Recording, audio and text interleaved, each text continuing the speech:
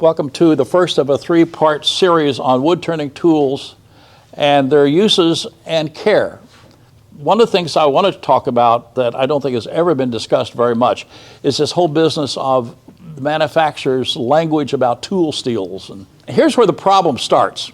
It starts with all these terminology that comes out of here. We know high-speed steel, that's better than carbon steel, we know that. And then we have things called M2, and then we've got A11, and we've got Cairo effect, and we got all this other stuff. And the key is, how are those things different? So I kind of tried to take you through a little bit of that and how those terms are used by different manufacturers. Now, we all know what high-speed steel is. It's just the old carbon steel, but it's alloyed with things like tungsten and molybdenum, which makes it a little harder. And so they just kind of stir this together. It's a blend, and then that makes those tools much more reliable. That's the lowest level of tools that we're working with, at just high speed. Now, we hear a lot of the tools being referred to as M2, and M stands for molybdenum. And so it's a carbon steel that's mixed up with some molybdenum, and people have different formulas for that. It's like, how many ways can you make a chocolate cake, you know? Everybody has their own idea of what is the best way to do that. But again, it's another type of high-speed steel, probably one of the most common ones we see. One-Way Tools in Canada uses a term called M4, which is, again, molybdenum, so it's still in there. But they've added some other stuff, like vanadium in this case, that's supposed to make it even harder. And the difficulty is we have things to make things hard, things that make things resist degrading with heat, things that make them easier or harder to sharpen, and all these different techniques, all these different characteristics play against each other. So M42 comes up a little bit. Again, it's another molybdenum, but now they've added some cobalt to it. I'm not going to go into a lot of the chemistry and the thing, but just to let you know what some of these things are. CPM has come up a lot as a big marketing tool. There's a couple of brands that talk about being CPM tools.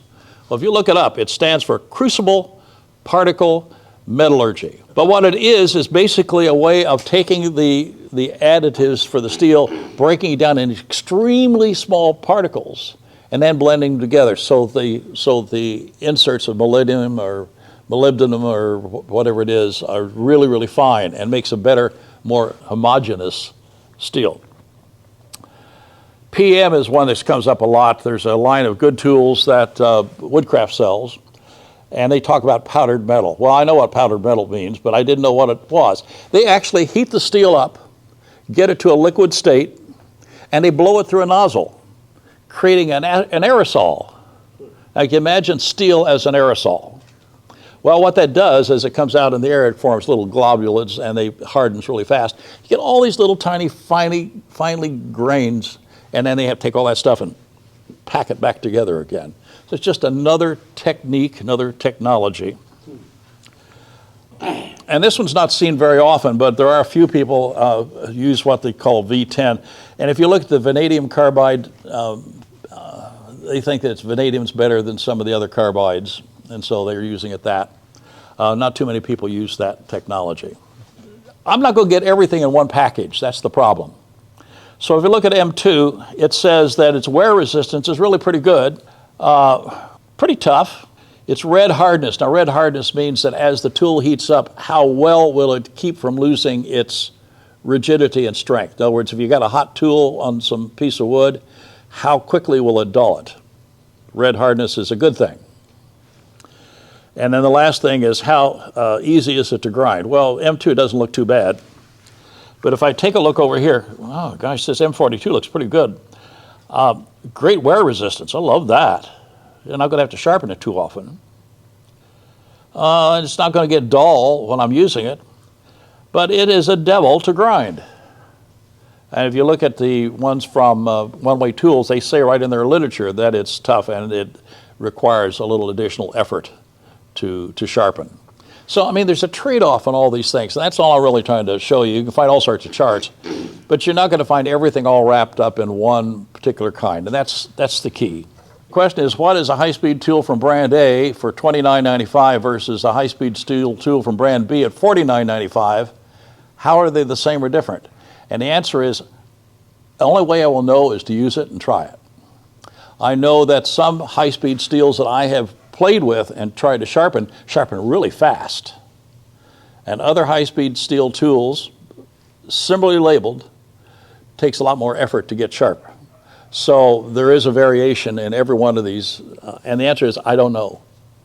But I do know that if I'm going to go and change to a different brand of tools, I'm going to buy one, and I'm going to use it for a while. I'm going to sharpen it. I'm going to see how well it holds up. I'm going to see how well I can sharpen it, and so on. So here's a listing of not everybody who makes a tool. So all these people who make these professional tools are going through very similar kinds of processes. M2, A11, M42, CPN. The key is to temper these, to harden them, and to get the wear resistance back in it requires a fairly complex program. They'll raise it to certain temperatures and hold it for a certain period of time and take it to a different temperature for another period of time. And there's complex formulas. That's what all these manufacturers go through to some extent or another, depending on what the formulation is and what they've got to do to get it hard so they can market it to us as a good woodworking tool. So, you know, there's a lot of people out there. I didn't list all of these companies that make tools, but I tried to list all the major ones that I could find. There's people like Hurricane down here, which is very interesting because they have a line of tools. I have no idea what's in them. They have another line that's M2, high-speed steel, and they have a Cairo one. Ooh, what's Cairo? That is the process of taking it down to 300 degrees, minus 300 degrees C. It just fix that structure, and then they got to take it back up again. It's another process. And then they have another line called M42 Cairo. They got all sorts of different things. And we have some tools back here that were brought in because they are fairly inexpensive. Most likely, they're either M2 or they are unknown. I'm not sure what they are because they're not labeled. But what's interesting, though, is this. Here I went through all of the major vendors that I had listed before, and I looked up what does it cost for a 3/8 bowl gouge. And I priced it out. And that is the difference in price for 3/8 bowl gouges from all those different manufacturers. They're all over the place. A couple of them, like D-Way, they have it unhandled, and it costs a little over, what, 60 bucks, and they want an extra $40 for putting a handle on it. Same thing up here with Robust. They have handled, unhandled here and handled. And so if you really want to save some money, what you end up doing is you buy it unhandled and use your spindle gouge experience, make your own handle, which is exactly what I do. In fact, this one I held up earlier, this is one of my handles. It's because this one fits me. That's why it works for me. But the point is the prices are all over the place. And if I start looking at the specifications, they're all over the place. So my key point here is find a brand that you like, try it, and see if it behaves the way you want to. Will it hold the edge long enough for you? Do I have to go sharpen it very frequently? Is sharpening easy or is it difficult? Does it take a lot of time or is it fast? When I was in the business, somebody said, I want to buy one of these tools. I said, go over there, take it out of the bag, hold it in your hand, see how it feels. I've had people show me some of their new tools, and the balance just wasn't right for me. I mean, this was too heavy, or this was too long, or the diameter didn't fit my hand. So try some tools in terms of what is comfortable for you to hold and manipulate and use. I mean, if I have to hold this tool and do something like this, I've got to know it fits my hand. This particular shape here, where it gets kind of bulbous here at the end, is good for me. It works good because I tend to grab the tools short sometimes like that. So it works good. Tools with these handles like this one, straight. To me, this is not a comfortable handle. It doesn't fit my hand. It's also heavier than the blade of the tool. So this thing doesn't have good balance. I know I'm using it on a tool rest and things like that, but to me, balance and comfort is one of the things. So I'm going to be in the shop working on my lathe for some time, hours. I want to have a tool that's really comfortable. So take it, if you can go to a store take it out and hold it and see if it feels right to you. I mean, there's something about that. I might get one that feels good but doesn't sharpen quite as well as another one.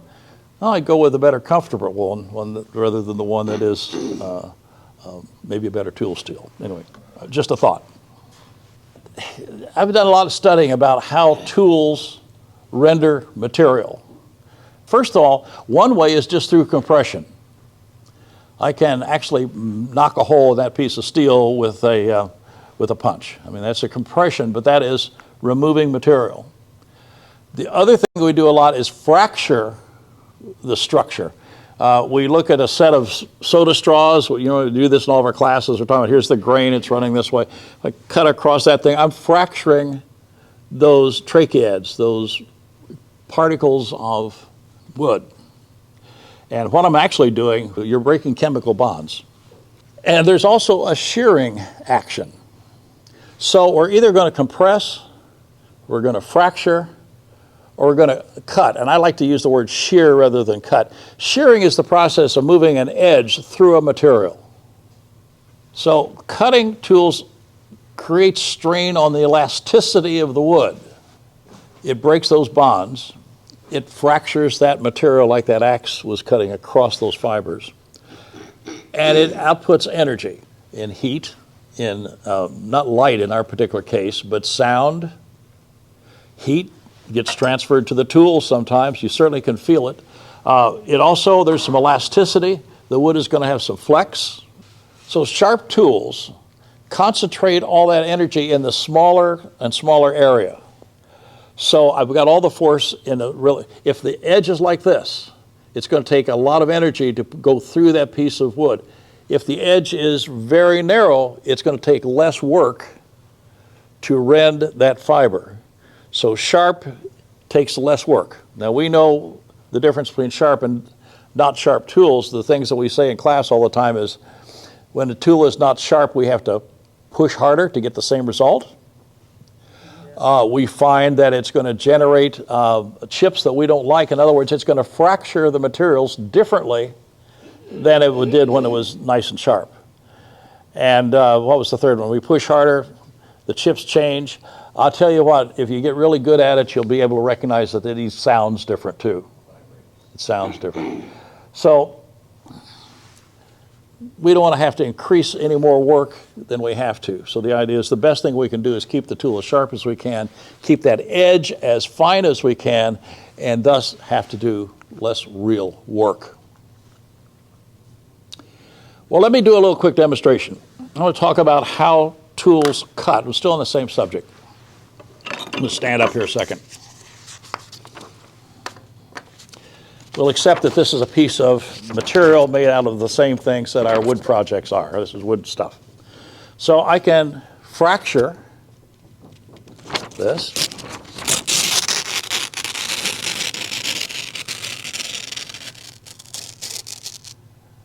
I'm cutting wood, in essence. But I didn't get a very nice looking edge. It's rugged this way. Even without my glasses on, I can tell that there's a lot of frayed fibers here. Well, how can I improve that? I go to a pair of scissors. And what happens when I use scissors? I get a much cleaner edge. It's really sharp. To the point I was able to aim it, it's fairly straight. Not as good as I could have. There's no, what's different between this and tearing it? What do you think? What's the difference? I've concentrated the force. What else? I'm shearing. I've also had a supported edge during the cut. This is cutting. This was a support. So that edge was being supported while I was cutting it.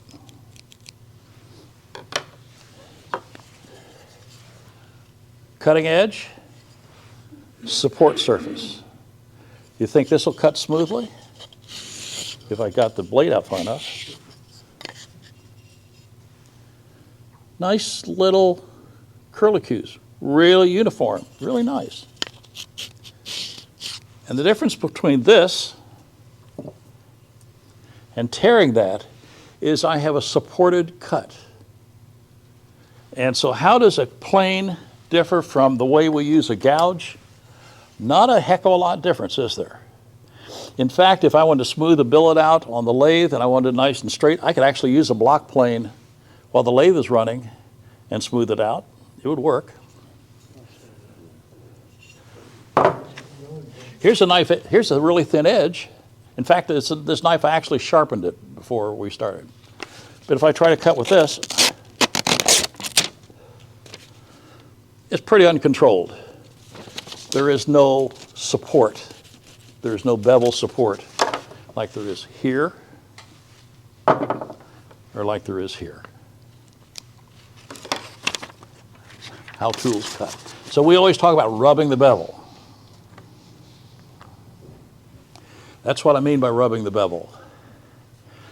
This is a bowl gouge on a piece of wood, but you can see how we've got lots of support here, and there's your cutting edge against the wood fibers. Like the scissor, like the block plane, we have a supported cut. And that's why rubbing that bevel, or the portion of it, is helpful in getting smooth cuts that don't come out like that.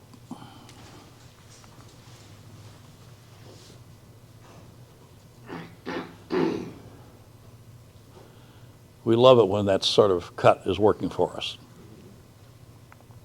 Okay. I want to make one clear distinction between cutting and scraping. If I'm cutting, the edge is less than 90 degrees to the surface. If I'm scraping, the angle between the edge and the surface is over 90 degrees. So that's the difference between cutting. This is cutting, this is scraping. And so now at 90 degrees, technically, nothing should happen. I mean, we got bevel rubbing, but the edge isn't doing anything. Technically, it shouldn't work, but we don't ever get exactly 90 degrees. And so there's always a little bit of positive or negative angle, so there's always a little chip coming off it to some extent. Here's another view of an edge cutting through a piece of material. This is done by electron micrograph. And it's interesting to see, first of all, that chip's coming off there's fairly uniform edge. And you see how it's really tearing the fibers apart? That's that fracturing that's happening when we're cutting wood. We don't normally get to see that kind of a shot. I have one of compression when we talk about scrapers next, because scraping is cutting wood fibers with an entirely different technique. This is fracturing. The next time I'll show it to you, it will be by compression.